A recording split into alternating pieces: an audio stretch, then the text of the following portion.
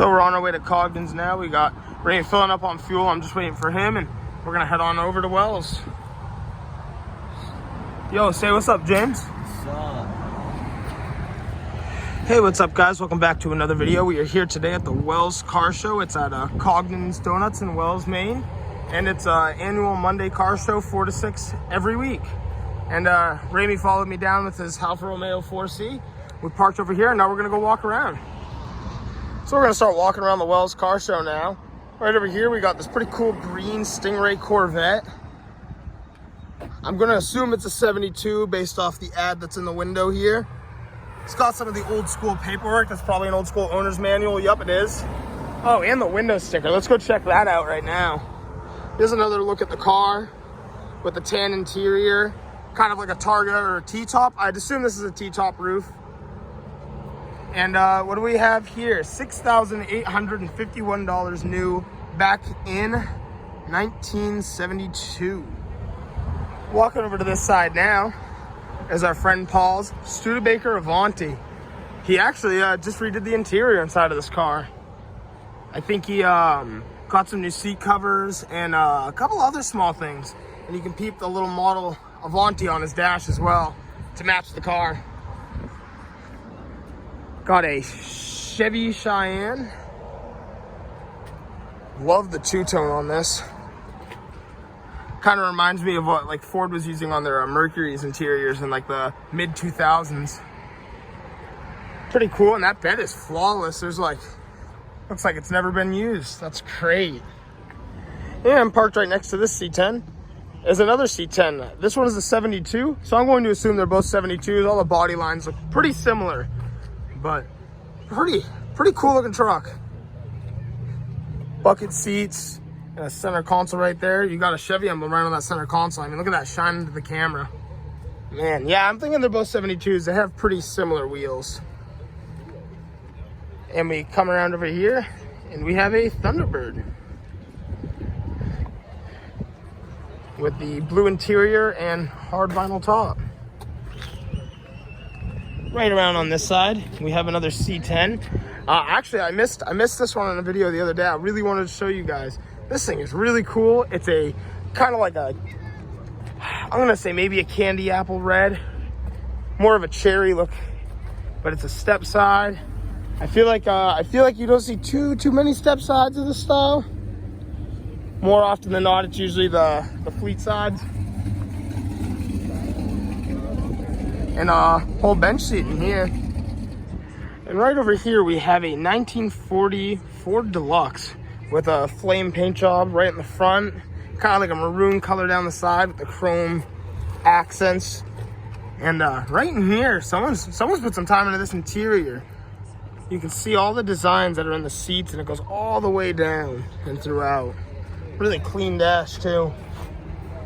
I actually would have figured this was maybe like a 37s. I'm still learning my late 30s-ish modeled cars, but I was pretty surprised to see it's a 40s with a 1940 main plate. And we got this pretty cool kind of maroonish, light maroon Cadillac right next to it. It's an Eldorado.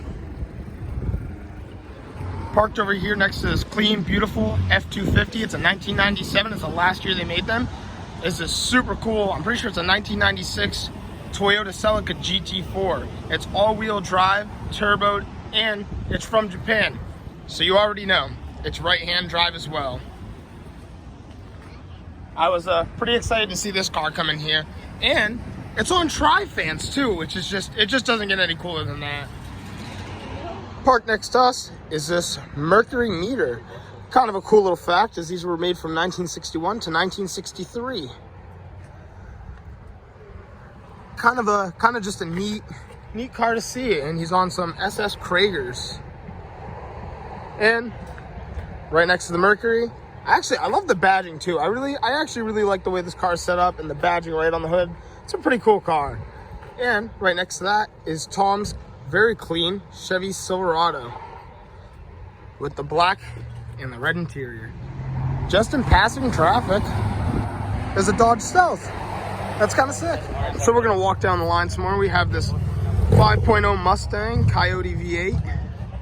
Pretty sharp looking engine bay right here. I'm loving the aluminum reservoirs, and even that strut bar. Right on this side, we have a 1982 Corvette with the target top and pop-ups, and a maroon interior. So right over here, we have a 1932 Ford 5-window coupe with a black body on a red frame, Chevy powered, with another red interior, which I really like. And right next to that is a 1957 Chevrolet Bel Air. Kind of a cool fact for this car is it's pillarless. And I learned the other day that if these are pillarless, they're actually 2 inches lower than the 57 Chevys with the window pillars. Right around on this side, we have a 1946 Ford. So something kind of cool about this is there's coupes, and then there's two-door sedans. The two-door sedan has a longer roof line with extra back seats. So this one looks like it would have the room for a back seat, but it's actually a businessman's coupe. So you would carry around all your supplies, your suitcases, and everything in the back there. But pretty cool car. He actually just taught me quite a bit, which I get to show you guys in this video. And this right here is a 1967 Chevrolet Camaro. And one way you can tell it's a 1967 is 67 is the only one with this fold-in smoker's window. Right next to the 67 Chevy is an 86 Monte Carlo. It's a homologations car. This is the Aero Coupe, and there's only roughly about 300, little over that, of these cars made. And what makes it so special is this back window. And right here is a 35 Ford. Love this color, actually. It's like a two-tone green and kind of I like this nice gray down the side. So we're gonna walk down our next row here. This is a 1952 convertible Lincoln Capri. They only made 1,000 of these as a convertible. Someone put some real time into this this interior. I love that. You can see the air and temp switches right there, the way they go up and down. We got a Plymouth Barracuda, also on some SS Kragers. A 2005 Saleen Mustang. And a 1988 Chrysler. And right behind this 1969 Chevy Chevelle is this 1967 Saab 7-seater wagon. It's pretty cool. Right in the back here is a rear-facing seat. Kind of like a mini bench seat. You got another bench seat and 2 buckets. And it's funny too, because only the driver's side has a headrest. Looks like it's powered by a V4. Funny enough. Pretty sharp car. Right here is another 67 Camaro, but this one's a little bit different than the hardtop. This one is a convertible. Black interior. I really like the black stripes too. I think that goes really well with the black interior. Right here is a Shelby GT 500. Wow, look at the supercharger on that thing. Man, kind of looks fast sitting still at this point. So I'm starting to run a little bit slim on time, so I'm going to do kind of a faster walkthrough with some of these cars. But right here is a 4-door Pontiac Catalina. One really cool little thing about this car you don't see too often is it is a 4-door, but what's really cool about this 4-door is just this little panel right here instead of it being a straight down door. Just kind of one of those odd things that, oh, there's another picture of the car right inside the car. Oh, and I love that too. The Pontiac badging on the seats. I never noticed that before. And to top it all off, this car is also another pillarless car. We got a pretty sweet homemade, some sort of Chevy pickup. Not too familiar. It looks like it's a full wooden body. The chest in the back. That's sweet. But look at that wooden dashboard.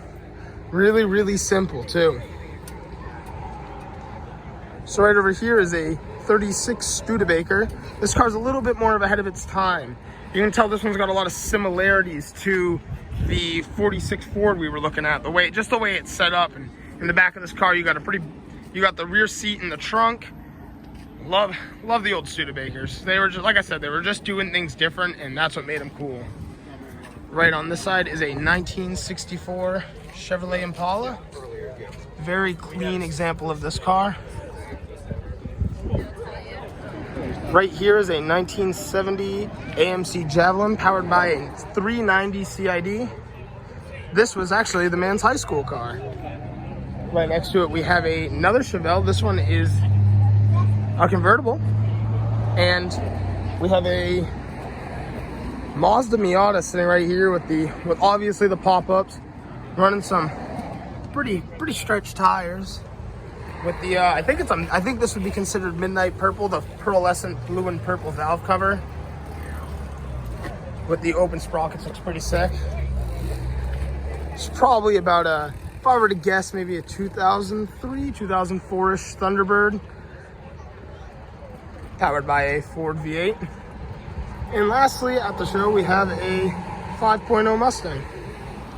Some cars pulled out and some others came in. Here's another regular cab short bed Chevy Silverado and a Jeep Commando.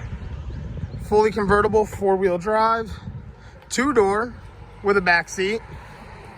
Be a pretty fun car to go cruise around in. Another cool clip I'm able to grab for you guys right now. The owner of the car popped out the display, and one cool thing about the Studebaker Avanti is the passenger has their own vanity mirror that comes right out of the glove box.